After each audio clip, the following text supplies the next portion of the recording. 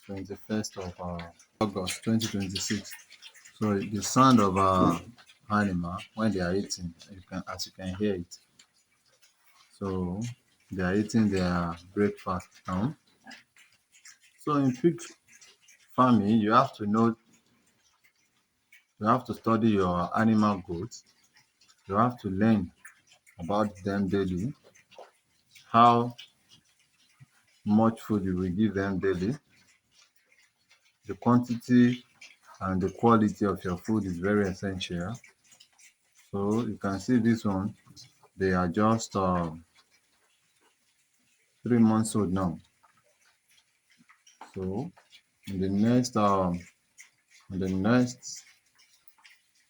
3 months more, they will give us nothing less than 70 to 80 kilo in pig farming.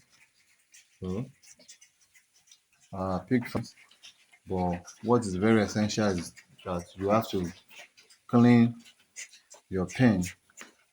Make sure the pen is clean, well ventilated, and try to net your farm. Mm. You have to net your farm. So